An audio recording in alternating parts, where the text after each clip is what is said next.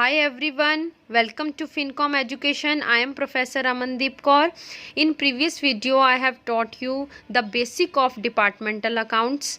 In that video you have learnt how to prepare the departmental trading account, departmental profit and loss account and general P&L account. अगर आपने पहले वो video नहीं देखा है तो पहले आप उसे ज़रूर वॉच कीजिएगा। उसके बाद हम आज सेकंड वीडियो में यहाँ पे आपके लिए अपलोड कर रही हूँ, that is problems of departmental accounts. जब भी आप डिपार्टमेंटल अकाउंट्स बनाते हैं तो आपको काफ़ी सारी आप प्रॉब्लम्स फेस करते हो, तो उन प्रॉब्लम का हम कैसे सॉल्यूशन निकालेंगे वन बाय वन हम डिस्कस करते हैं। तो सबसे फर्स्ट जो प्रॉब्लम होती है that is allocation of expenses.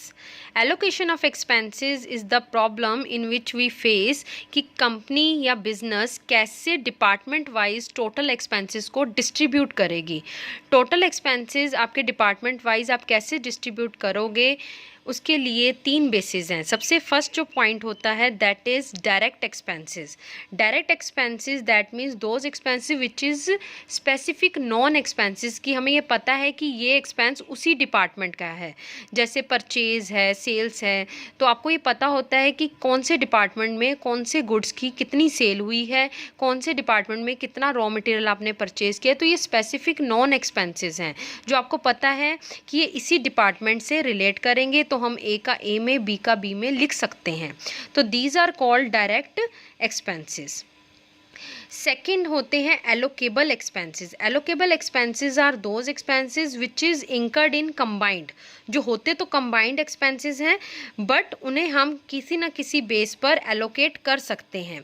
जैसे कि आप अगर हम बात करें सेलिंग एक्सपेंसेस पर या एडवर्टीजमेंट एक्सपेंसेस पर, आपने टोटल एडवर्टीजमेंट कर दी अपने बिजनेस की, लेकिन डिपार्टमेंट वाइज आप उसे कैसे डिवाइड करोगे, इसके लिए हम कुछ बेस का ध्यान रखते हैं।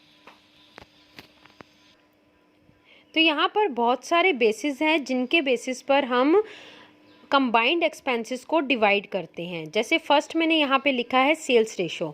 जितने भी एक्सपेंसेस होते हैं जो सेल्स पे डिपेंड करेंगे, जैसे कि सेलिंग एक्सपेंसेस, डिस्काउंट अलाउड और commission on of travellers, advertisement expenses, carriage outward, salary of sales manager, those expenses which is related on the sales, तो उसे आप सेल्स रेशो के बेसिस पर डिवाइड करेंगे, क्योंकि सेल्स जो होती है वो नॉन इनकम है। आपको पता है कि जिस डिपार्टमेंट की जो सेल होगी, ए की ए में लिख देंगे हम, बी की बी डिपार्टमेंट की बी में लिख देंगे। तो आपको सेल्स तो पता होगी क्योंकि ये नॉन है, डायरेक्ट इनकम है। लेकिन कुछ ऐसे कंबाइंड एक्सपेंसेस जो सेल्स पे ही डिपेंड करते हैं, उनको हम सेल्स रेशो के बेसिस पर डिवाइड करके ए में और बी में लिख सकते हैं। जितने भी डिपार्टमेंट हो उसमें हम डिवाइड कर सकते हैं। सेकंड बेस है डिवाइड करने का, that is purchase ratio. Purchase ratio का मतलब है कुछ ऐसे कंबाइंड एक्सपेंस होते हैं जो परचेज से रिलेटेड होते हैं, प्रोडक्शन से रिलेटेड होते हैं, उनको हम परचेज रेशो के बेसिस पर डिवाइड करेंगे। जैसे कि carriage inward, commission on purchase, discount received, और भी बहुत सारे एक्सपेंस हैं जो परचेज से रिलेट करेंगे, जैसे वेजेस, फ्रेट, इनवर्ड। तो आपके वो परचेज रेशो के बेसिस पर हम उन्हें डिवाइड कर सकते हैं, क्योंकि परचेज आपका डायरेक्ट एक्सपेंस है। इजीली आपको पता होता है कि जिस डिपार्टमेंट ने जो परचेज की है उसमें लिखी होगी, तो हम उसी बेस के बेसिस पर इन एक्सपेंसेस को हम डिवाइड कर सकते हैं। थर्ड बेस है आपका बेटा एरिया ऑक्यूपाइड रेशो। कुछ ऐसे एक्सपेंस होते हैं जो एरिया ऑक्यूपाइड रेशो में डिवाइड होंगे, जो कि आपके इससे रिलेट करेंगे, जैसे कि rent of the building, depreciation of the machinery और electricity expenses, maintenance of building. तो ये ऐसे एक्सपेंसेस हैं जो आपके एरिया ऑक्यूपाइड रेशो में डिवाइड करेंगे। जैसे लाइटनिंग है, इसका मैं एक एग्जांपल देती हूँ आपको। फॉर एग्जांपल आप एक बिल्डिंग में 3/4 एरिया में जो है कॉमर्स डिपार्टमेंट है और 1/4 एरिया में आपका आर्ट्स डिपार्टमेंट है। तो अगर मैं उस बिल्डिंग का रेंट दे रही हूँ, तो आप उस रेंट को कैसे डिपार्टमेंट वाइज डिवाइड करें। हमने तो उस बिल्डिंग का रेंट दे दिया 1 लाख, तो 3/4 रेंट ऑफ 1,00,000 रुपीज़ 75,000 तो आपका ए डिपार्टमेंट में, दैट मीन्स कॉमर्स डिपार्टमेंट में आ जाएगा। और 1/4 एरिया कौन ऑक्यूपाई कर रहा है, आर्ट्स डिपार्टमेंट, तो 1,00,000 का 1/4 that is 25,000 rupees arts department में आ जाएगा। तो कुछ ऐसे एक्सपेंस हैं जिनको आप एरिया ऑक्यूपाइड रेशो में डिवाइड करते हो। मैं वो रिपीट कर रही हूँ कि कौन कौन से होते हैं। Cleaning expenses, electricity expenses, rent, depreciation, repair, maintenance of the building, lightning expenses, ये ऐसे एक्सपेंस हैं जो आप एरिया ऑक्यूपाइड रेशो में डिवाइड करोगे।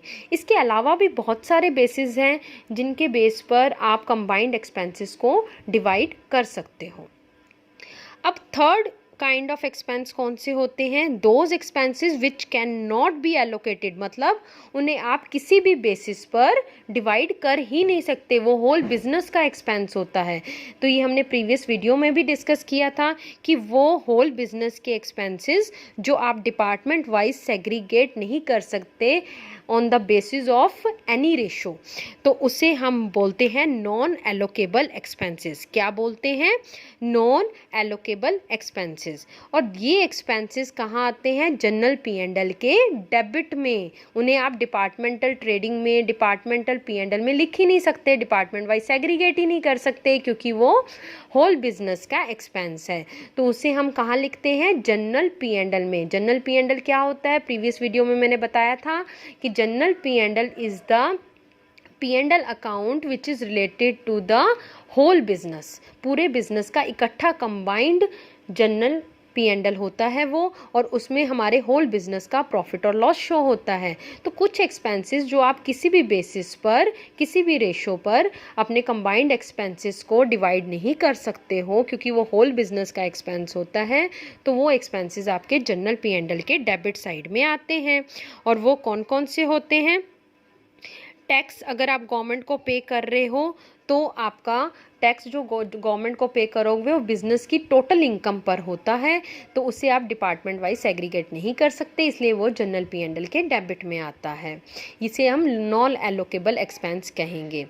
फिर सेकंड है interest on loan. Interest on loan या इंटरेस्ट ऑन डिबेंचर्स, ये कौन सा होता है, आपने बिजनेस के लिए लोन लिया है और उस पर जो इंटरेस्ट पे आउट करोगे उसे आप डिपार्टमेंट वाइज सेग्रीगेट नहीं कर सकते। Next one is transfer to reserve. Business की मॉडर्नाइजेशन और एक्सपेंशन के लिए आपने अपने प्रॉफिट का कुछ पार्ट रिजर्व में ट्रांसफ़र कर दिया, तो ये भी बिजनेस का टोटल रिजर्व होता है, ये जनरल P&L के डेबिट में आता है।